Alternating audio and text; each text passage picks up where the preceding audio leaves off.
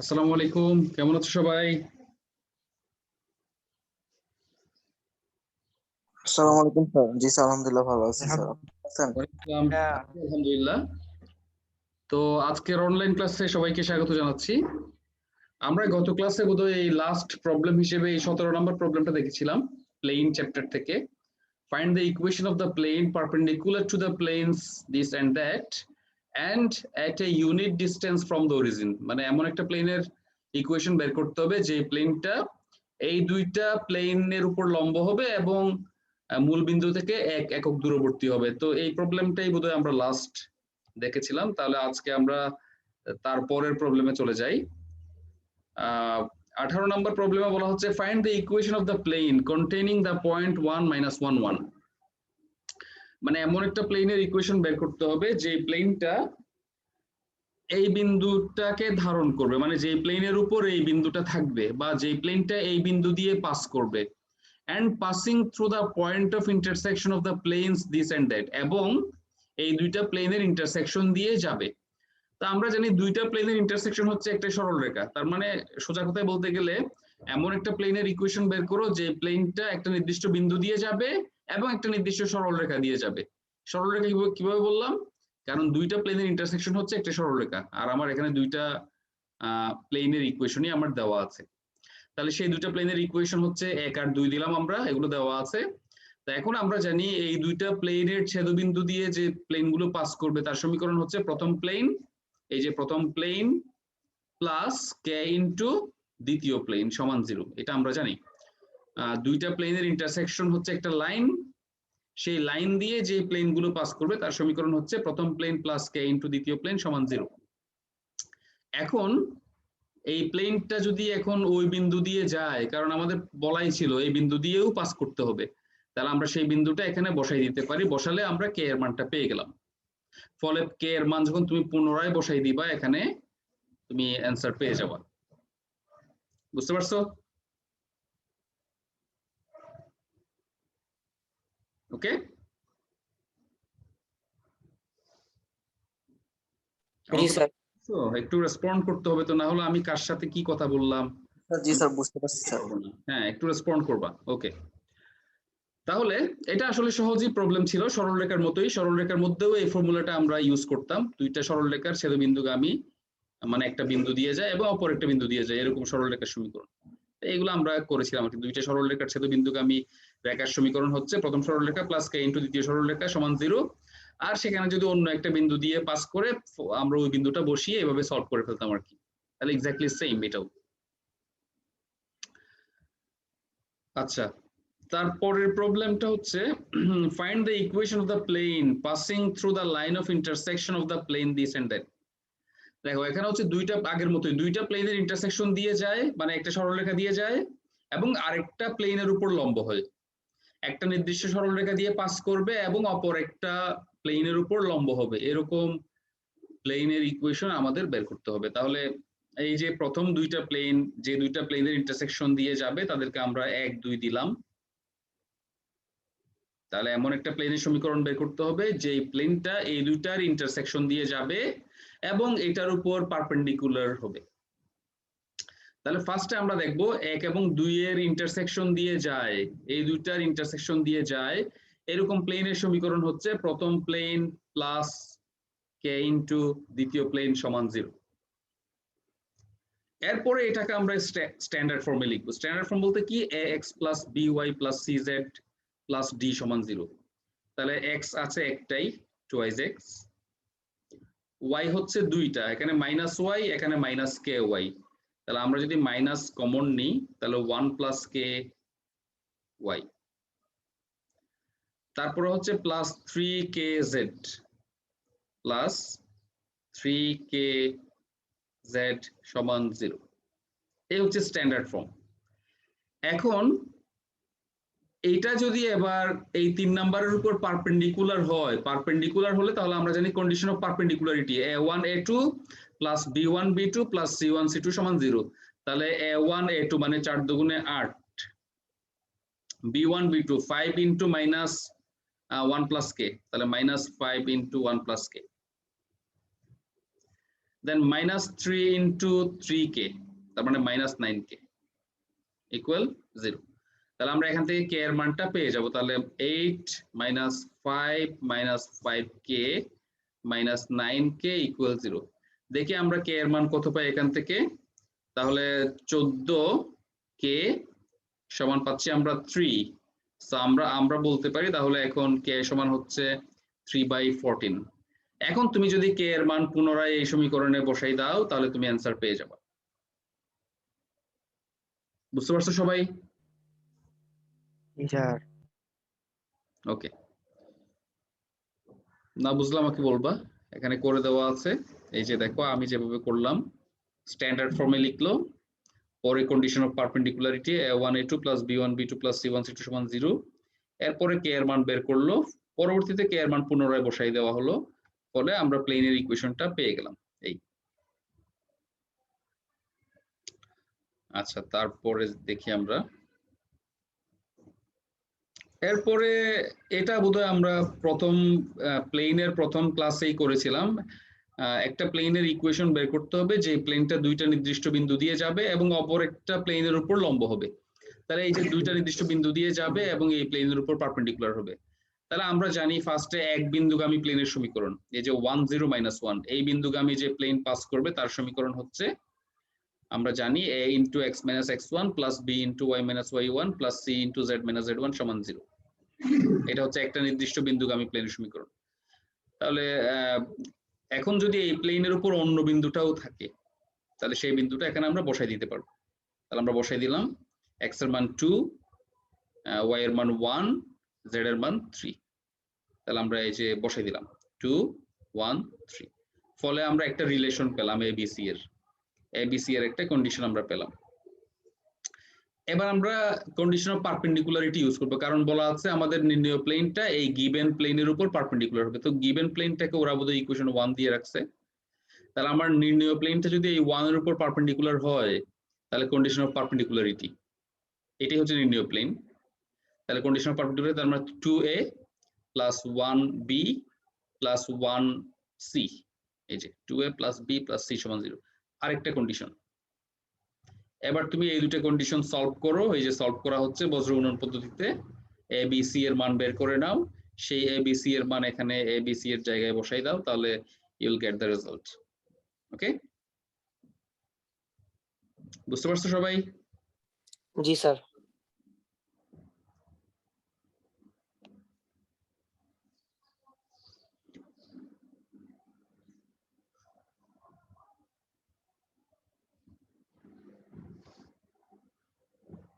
এটা দেখো, a variable plane passes through a fixed point ABC. Variable point মানে আসলে এটা মানে যে কোনো জায়গায় হতে পারে আর কি, প্লেনের উপরস্থ যে কোনো জায়গায় হতে পারে। এটা ভেরিয়েবল পয়েন্ট বলার উদ্দেশ্য হচ্ছে এইটাই। আর ফিক্সড হলে এটাকে 1 2 3 এরকম বলে দিত আর কি। তো ABC মানে আমরা জানি না আসলে কত, এই জন্য variable point, sorry variable plane, পয়েন্টটা ফিক্সড, ভেরিয়েবল প্লেন মানে একটা বিন্দু দিয়ে তো আমরা জানি অসংখ্য প্লেন পাস করবে, তাই না? এই জন্য প্লেনটা ফিক্সড না, প্লেনটা হচ্ছে ভেরিয়েবল। বাট বিন্দু এটা দিয়েই যাবে, মনে করো একটা নির্দিষ্ট বিন্দু দিয়ে আমরা জানি অসংখ্য প্লেন পাস করতে পারে। বিন্দু যদি এটা হয় তাহলে এই বিন্দু দিয়ে এই প্লেনটা যেতে পারে, এই প্লেনটা যেতে পারে, এইভাবে বিভিন্ন অ্যাঙ্গেলে একটা প্লেন থাকতে পারে একটা নির্দিষ্ট বিন্দু দিয়ে। তাহলে এই জন্য বলা হচ্ছে এই প্লেনগুলো আসলে ভেরিয়েবল প্লেন, বাট পয়েন্ট একটা fixed, ABC fixed. And meets the axes, আচ্ছা এটা এমন যে আরো তিনটা অক্ষকে ছেদ করে, তাহলে x axis, y axis, z axis, তাহলে এই যে তিনটা অক্ষকে ছেদ করে এরকম ছেদক আকৃতির প্লেন। তাহলে এটার উপর একটা বিন্দু হচ্ছে ফিক্সড, একটা বিন্দু এই প্লেনের উপর একটা বিন্দু এবিসি, এটা ফিক্সড, একটা বিন্দু হচ্ছে এবিসি ফিক্সড। তো এবিসি দিয়ে কিন্তু আরো অনেক প্লেন যেতে পারে, মানে তখন হবে কি এটা বিভিন্ন অ্যাঙ্গেলে হেলানো থাকবে আর কি। হ্যাঁ, এটা যেমন আমি একটা আঁকলাম, এরকম আরো আঁকা যাবে এই বিন্দুগামী plane. Show that the locus of the point of intersection of the planes through ABC parallel to the coordinate plane is a by x plus b by y plus c by z সমান 1. Locus মানে সঞ্চারপথ, তাহলে এমন একটা প্লেনের সঞ্চারপথের সমীকরণ বের করতে হবে, এমন একটা প্লেনের সঞ্চারপথের সমীকরণ বের করতে হবে যেই প্লেনটা ABC দিয়ে যাবে parallel to the coordinate plane হবে, এবং ABC হচ্ছে এই যে বিন্দুগুলো, এটাই হচ্ছে A বিন্দু, y অক্ষের উপর এটা B বিন্দু, z অক্ষের উপর C বিন্দু। তাহলে এই বিন্দুগুলো দিয়ে যাবে আবার parallel to the coordinate plane, মানে xy plane, yz plane, zx plane, xy yz zx plane, এই প্লেনগুলোকে বলা হয় কোঅর্ডিনেট প্লেন। যেমন আমরা কোঅর্ডিনেট অ্যাক্সেস বলি 2 ডাইমেনশনে বা 3 ডাইমেনশনে। অ্যাক্সেস মানে হচ্ছে অক্ষগুলো, x অক্ষ y অক্ষ, কোঅর্ডিনেট অ্যাক্সেস। আর কোঅর্ডিনেট প্লেন 3 ডাইমেনশনে আসবে কোঅর্ডিনেট প্লেন, xy প্লেন নিচেরটা, yz প্লেন ওই পাশেরটা, আর xz প্লেন এই পাশেরটা। তাহলে এই বিন্দু দিয়ে যাবে আবার ওই প্লেনের সমান্তরাল হবে, এই বিন্দু দিয়ে যাবে আবার নিচের প্লেনের সমান্তরাল হবে, এই বি বিন্দু দিয়ে যাবে আবার ওই প্লেনের সমান্তরাল হবে। তাহলে এরকম আমরা ইন্টারসেকশন পাবো আর কি, তিনটা ইন্টারসেকশন আমরা পাবো।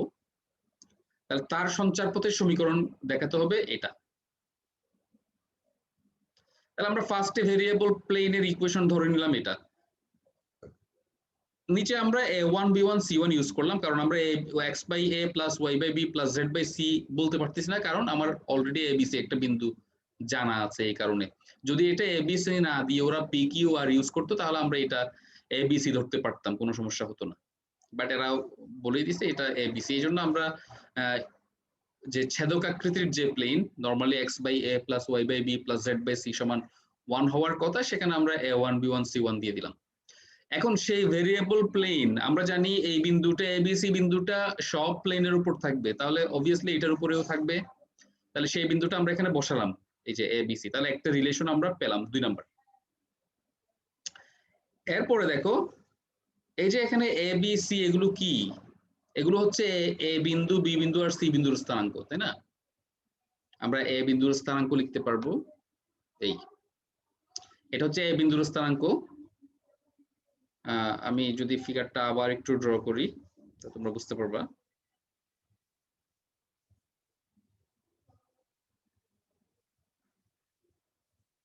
এই হচ্ছে আমার x Axis, y Axis, z Axis.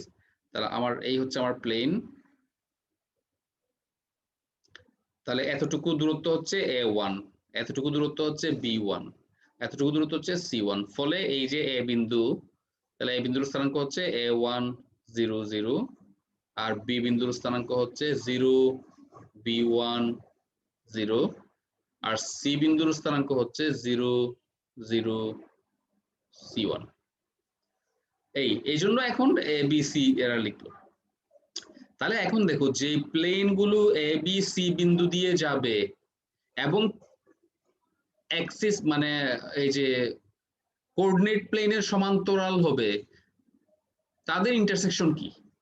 ফার্স্টে দেখো, ধরো a বিন্দু দিয়ে যাবে এবং yz প্লেনের, এটা তো z প্লেন তাই না, yz প্লেনের সমান্তরাল হবে, তাহলে সেই প্লেনটা দেখতে এরকম হবে না?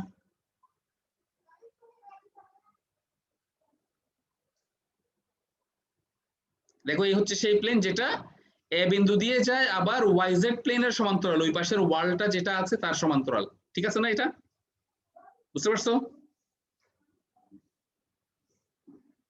আমি যে প্লেনটা এখন ড্র করলাম, আমি কিভাবে ড্র করলাম সেটা yz প্লেনের সাথে সমান্তরাল করে আঁকলাম এবং a বিন্দু দিয়ে পাস করালাম। ক্লিয়ার? জি স্যার। আরেকটা প্লেন c বিন্দু দিয়ে যাবে, দেখো এই যে c বিন্দু দিয়ে যাবে, আবার এটা সমান্তরাল হচ্ছে কার? এটা সমান্তরাল হচ্ছে এখন স্যার এবি এর। ও না, এটা তো xy প্লেনের সমান্তরাল হতে হবে। আচ্ছা সরি, এটা আমি একটু পরে দেখাই, এটা আমি পরে আঁকি একটু। হ্যাঁ, তাহলে আমি বি বিন্দুটা আঁকি। তাহলে বি বিন্দু দিয়ে যাবে আবার ওই পাশের যে প্লেনটা xz প্লেন তার সমান্তরাল হবে। তো ওইটা দেখতে কেমন হবে? ওইটা দেখতে দেখো এরকমই হবে, এই যে হবে কিনা? ঠিক আছে, তাহলে বি বিন্দু দিয়ে যাচ্ছে এবং এই পাশে যে xz প্লেন তার সমান্তরাল হচ্ছে। ওকে, বুঝতে পারছো? এই যে বি বিন্দু দিয়ে যাচ্ছে এবং এটা আমি কার সমান্তরাল করে রাখলাম? এই পাশের যে ওয়ালটা আছে আমার xz প্লেন তার সমান্তরাল করে রাখলাম এটা।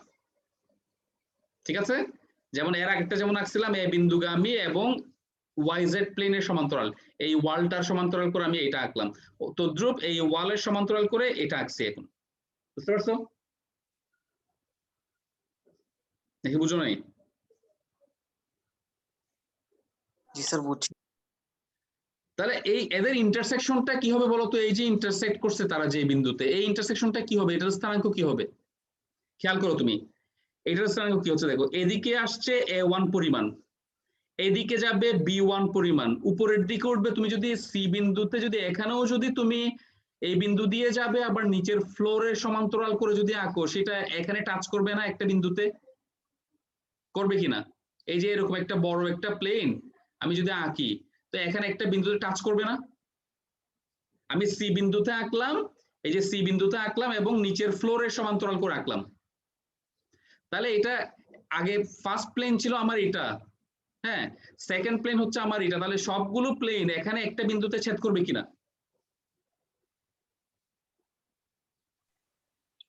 করবে স্যার।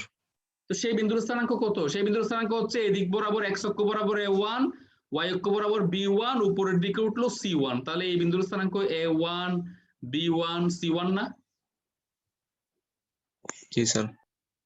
সেটাই বলছে, এই যে দেখো, যে planes through ABC parallel to the coordinate planes intersect at M, এই হচ্ছে M, যে যে প্লেন গুলো ABC বিন্দু দিয়ে যাবে এবং তিনটা কোঅর্ডিনেট প্লেনের সমান্তরাল হবে, তারা M বিন্দুতে ইন্টারসেক্ট করবে। তাহলে M বিন্দুর স্থানাঙ্ক হচ্ছে x সমান, সরি, এই যে M বিন্দুর স্থানাঙ্ক হচ্ছে এটা A1 B1 C1। বুঝতে পারছো? জি স্যার।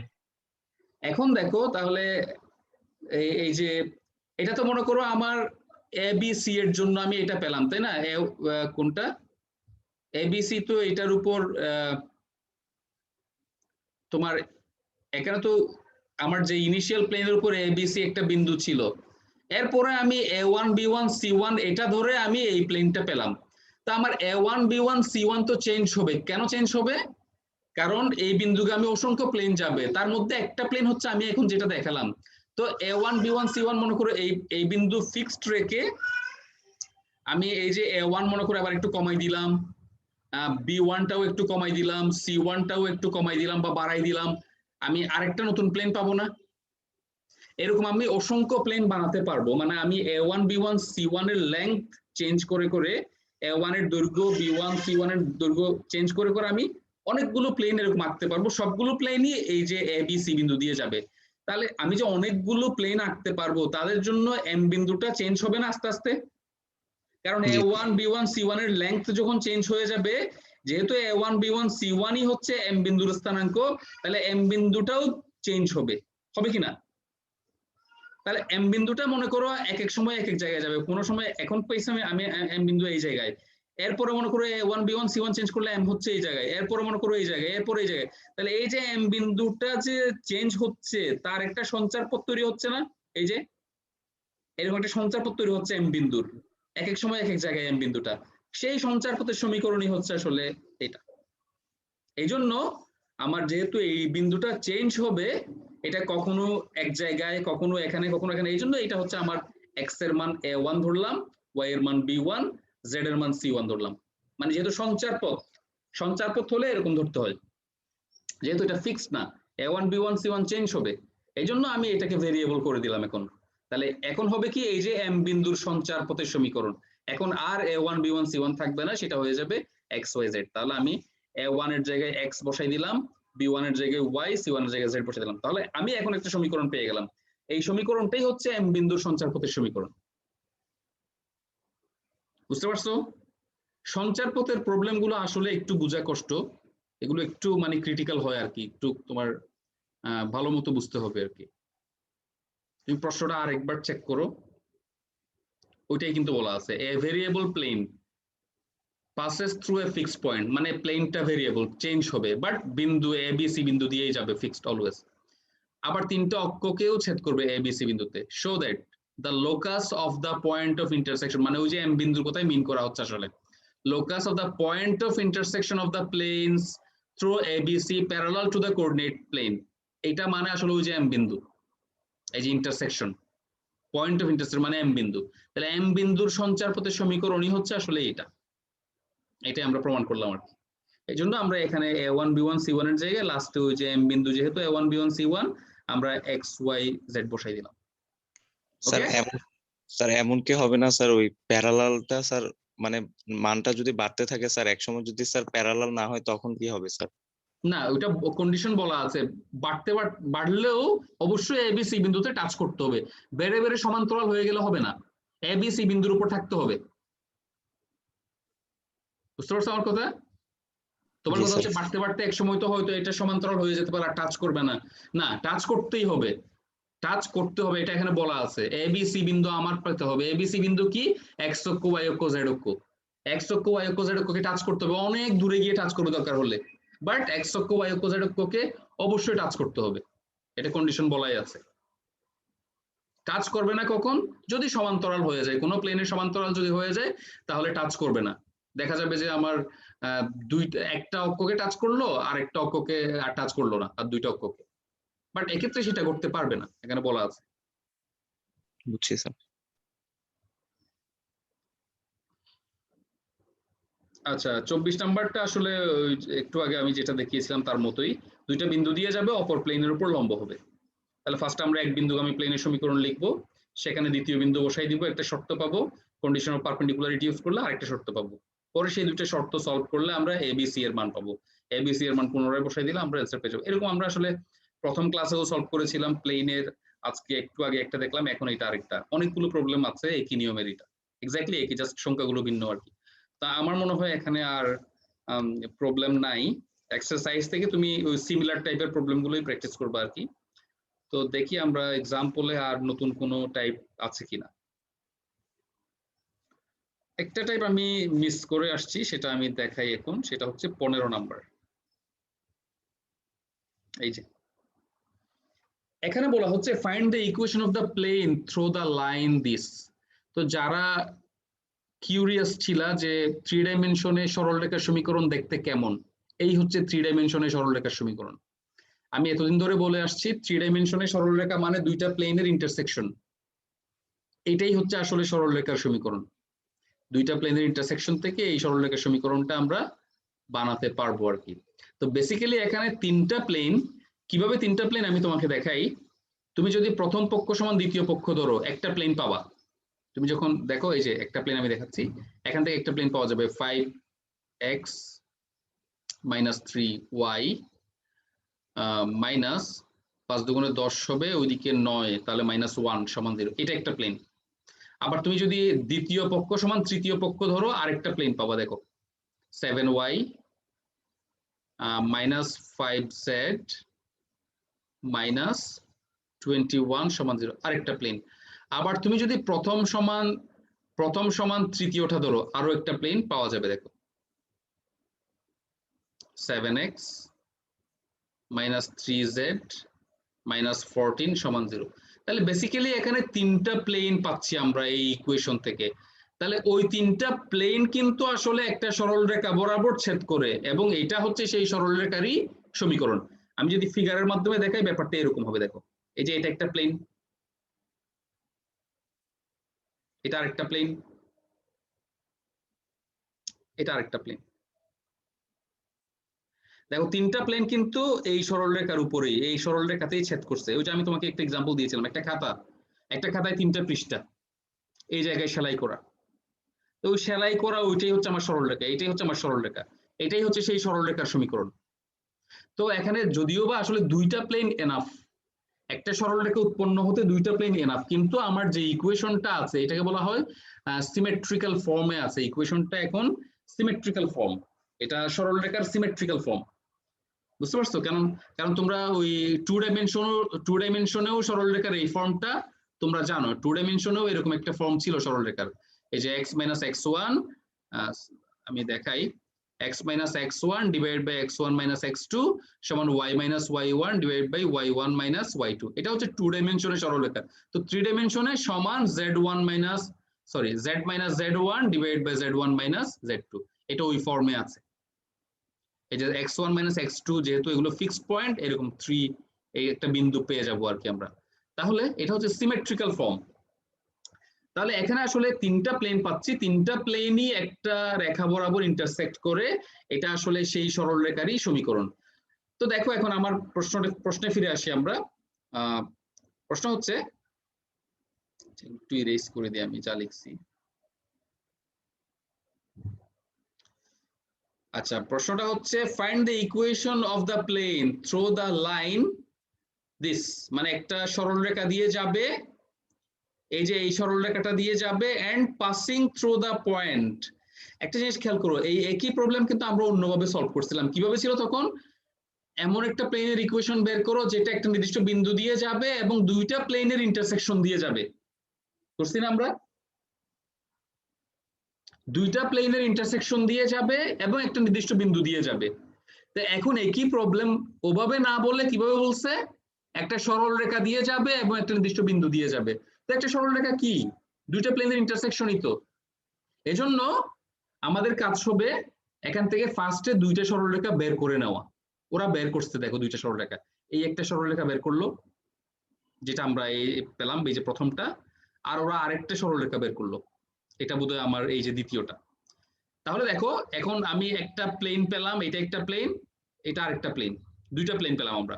তাহলে এই দুইটা প্লেনের ইন্টারসেকশন দিয়ে যাবে, তার সমীকরণ কি? প্রথম প্লেন প্লাস কে ইন্টু দ্বিতীয় প্লেন, এই যে প্রথম প্লেন প্লাস কে ইন্টু দ্বিতীয় প্লেন, অথবা তুমি সমান দিয়ে লিখতে পারো, কোনো সমস্যা নাই, কারণ কে হচ্ছে একটা কনস্ট্যান্ট।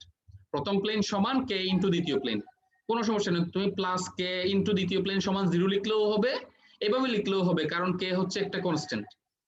এভাবে লিখলে কেউ যদি কে এর মান প্লাস পায়, কেউ যদি আবার প্লাস কে ইন্টু এইটা সমান 0 লিখে, তাহলে কে এর মান মাইনাস পাবে, এটা কোনো সমস্যা না, ফাইনাল আনসারে গিয়ে এক সবকিছু। তাহলে আমরা আমাদের প্রথম কাজ হবে এই সরল রেখা থেকে যে কোনো দুইটা প্লেনের ইকুয়েশন বের করা। তা আমি তিনটাই করে দেখালাম, তুমি যে কোনো দুইটা লিখো। এরপরে বলো এই দুইটা প্লেনের ইন্টারসেকশন দিয়ে যে প্লেন গুলো পাস করবে তার সমীকরণ হচ্ছে এটা, প্রথম প্লেন সমান কে ইন্টু দ্বিতীয় প্লেন।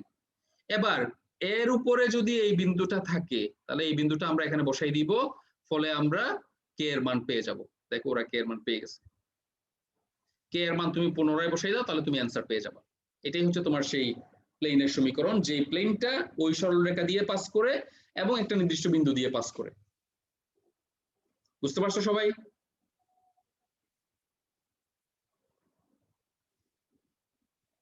নাকি বুঝো নাই? জি স্যার, বুঝছি স্যার।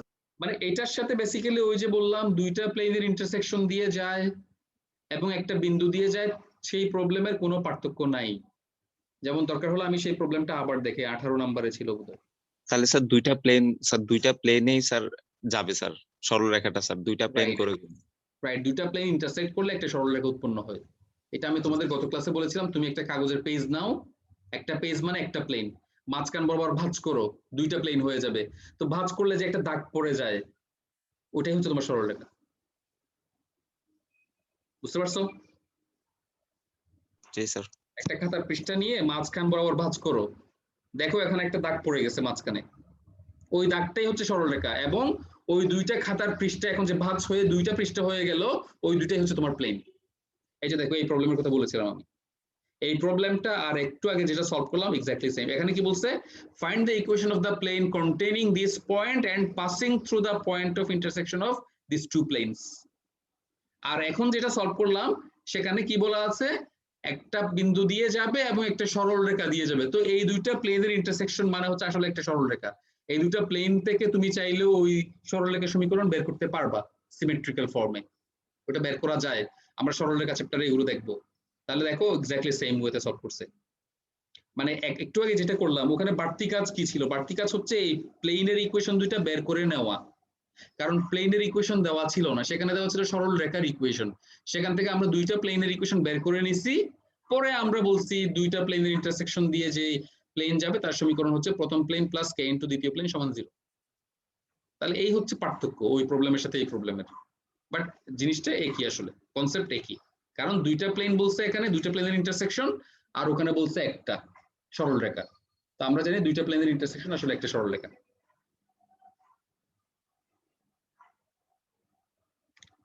তো এখানে বোধহয় আর তেমন কোনো প্রবলেম নাই। আচ্ছা এটা একটু দেখি আমরা, আচ্ছা প্রথম থেকে একটু দেখি। 1 নাম্বার তো আমরা দেখেছিলাম, 2 নাম্বার এগুলো লাগবে না, 3 নাম্বার, এটা 3 নাম্বারটাও তোমরা পারবা, এটা মনে হয় একটু আগে যা করলাম তা সেটাই, হ্যাঁ সেটাই, দুইটা প্লেনের ইন্টারসেকশন দিয়ে যাবে এবং একটা বিন্দু দিয়ে যাবে, সেম। তাহলে দুইটা প্লেনের ইন্টারসেকশন দিয়ে যাবে, প্রথম প্লেন প্লাস কে ইনটু দ্বিতীয় প্লেন সমান 0, ওই বিন্দু দিয়ে গেলে সেই বিন্দুটা বসাই দিলাম, তাহলে কে এর মান বের হয়ে গেল, আবার পুনরায় বসে দিলাম আনসার। আচ্ছা, তারপর হচ্ছে অ্যাঙ্গেল বিটুইন টু প্লেনস। তো আমরা জানি দুইটা প্লেনের মধ্যবর্তী অ্যাঙ্গেলের ফর্মুলা আমরা জানি, cos θ সমান a1 a2 plus b1 b2 plus c1 c2 divided by root over a1 squared plus b1 squared plus c1 squared into root over a2 squared plus b2 squared plus c2 squared। এটা ছিল আমাদের দুইটা প্লেনের মধ্যবর্তী অ্যাঙ্গেলের formula. এরপরটা হচ্ছে find the equation of the plane through the point 4 minus 2 1 and parallel to the plane whose direction numbers are 7 2 minus 7। আসলে direction number বলতে এখানে ডিরেকশন রেশিও মিন করা হচ্ছে, 7 2 minus 3 এগুলো হচ্ছে ডিরেকশন রেশিও, কারণ এরা কোসাইন হতে পারে না। আচ্ছা, তাহলে প্রশ্নটা কি, find the equation of the plane, এমন একটা প্লেনের ইকুয়েশন বের করো যেটা এই বিন্দু দিয়ে যাবে, and parallel to the plane, এবং একটা প্লেনের সমান্তরাল হবে, যে প্লেনের ডিরেকশন রেশিও 7 2 minus 3। প্রশ্নটা বুঝতে পারছো?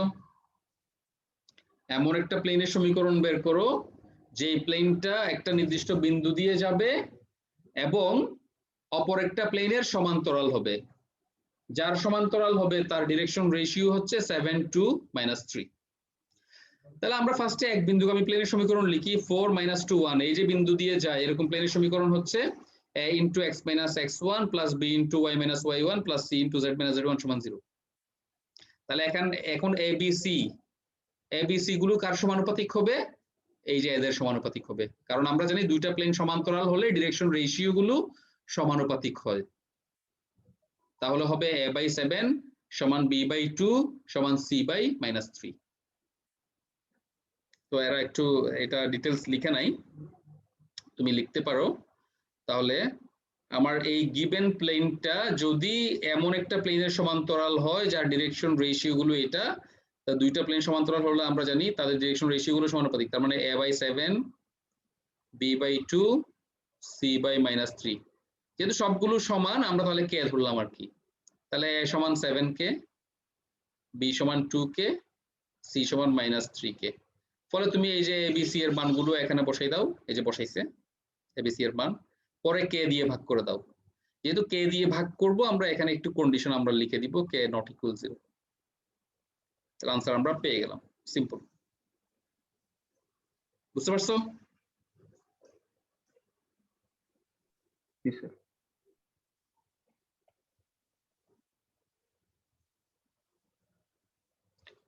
এরপরটা হচ্ছে find the equation of the plane through the point 4 0 1 and parallel to the plane this। এটা আসলে খুবই সিম্পল, আমরা সরল রেখায় এই ধরনের প্রবলেম সলভ করতাম। একটা সরল রেখার সমান্তরাল রেখার সমীকরণ বের করো যেটা অন্য একটা বিন্দু দিয়ে যায়, তখন আমরা কি করতাম, একটা সরল রেখার সমান্তরাল রেখা যখন আমরা লিখতাম তখন জাস্ট কনস্ট্যান্টের জায়গায় কে বলে দিতাম, প্লাস কে, পরে ওই বিন্দু দিয়ে যায় যেহেতু সেই বিন্দুটা বসালে কে এর মান বের করে নিতাম। এখানেও সেম, এই যে প্লেন দেওয়া আছে গিভেন প্লেন, এটার সমান্তরাল প্লেনের সমীকরণ হবে xy z পর্যন্ত সেম রাখবো, প্লাস 6 এর বদলে প্লাস কে লিখে দিব। এটা হচ্ছে সমান্তরাল প্লেনের সমীকরণ। যেহেতু সেটা এই বিন্দু দিয়ে যায় সেই বিন্দুটা বসালে কে এর মান বের হয়ে যাবে, কে এর মান পুনরায় বসালে আনসার পেয়ে গেলাম আমরা, এটাই হচ্ছে আনসার। আচ্ছা, 7 নাম্বারটা আমরা করছি অলরেডি, এই যে এই দুইটার ইন্টারসেকশন দিয়ে যাবে এবং অপর একটা প্লেনের লম্ব হবে। তাহলে প্রথম দুইটা প্লেনের ইন্টারসেকশন দিয়ে যায়, তার সমীকরণ প্রথম প্লেন প্লাস কে ইনটু দ্বিতীয় প্লেন, স্ট্যান্ডার্ড ফর্মে নিয়ে যাব, কন্ডিশন অফ পারপেন্ডিকুলারিটি অ্যাপ্লাই করে কে এর মান বের করে নিব, কে এর মান পুনরায় বসালে আনসার চলে আসবে। তো এই হচ্ছে প্রবলেম। আচ্ছা, লাস্ট ওয়ান, এই 9 নাম্বারটা আমি দেখাই।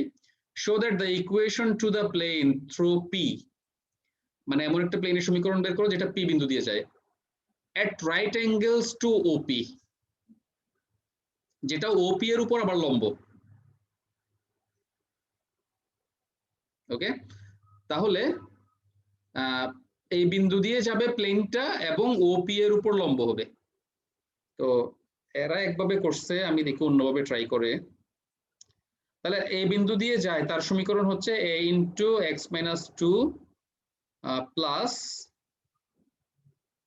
b into x minus 3 plus c into z, sorry, y minus 3 plus c into z plus 1 সমান 0। এটা হচ্ছে এক পি বিন্দুগামী প্লেনের সমীকরণ। সেটা বলতেছে ওপি এর উপর লম্ব হবে। আচ্ছা, ওপি এর উপর লম্ব হবে। এখন বলো এবিসি কি? এবিসি হচ্ছে এই প্লেনের নরমালের ডিরেকশন রেশিও না? এবিসি কি এখানে?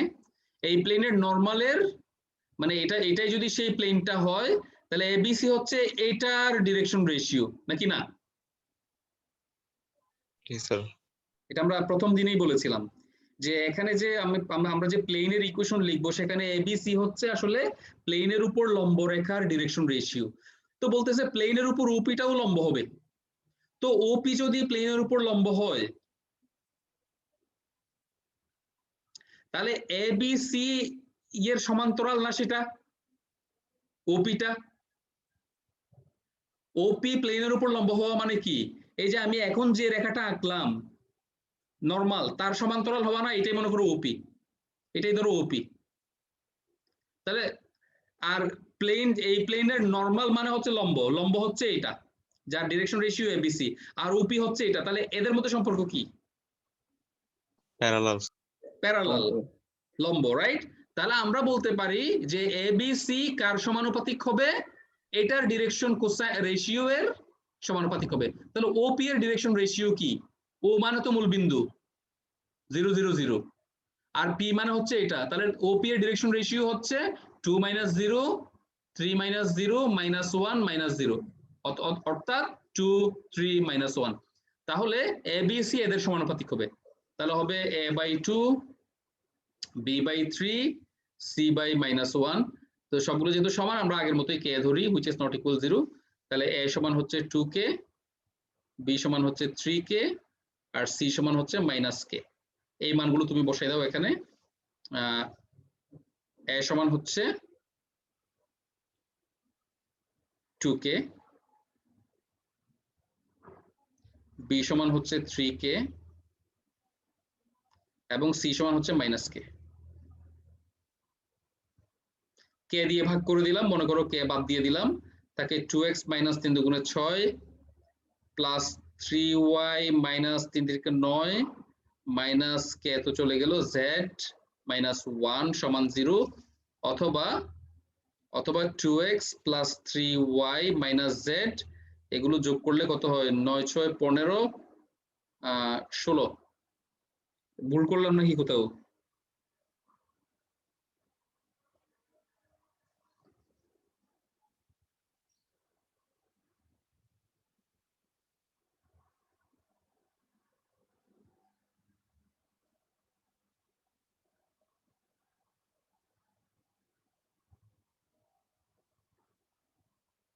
চোদ্দ আসতেছে দেখা যাচ্ছে এখানে।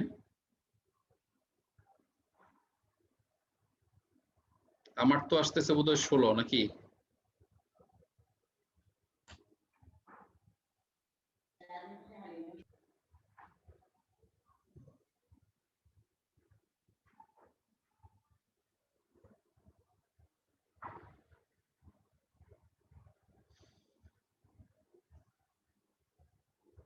আমাদের লজিকে কি কোনো ভুল আছে? সবকিছু তো ঠিকই আছে মনে হচ্ছে। সব ঠিক লাগতেছে স্যার। রাইট অ্যাঙ্গেল মানে তো লম্ব, তাই না? Show that the equation to the plane through P at right angle.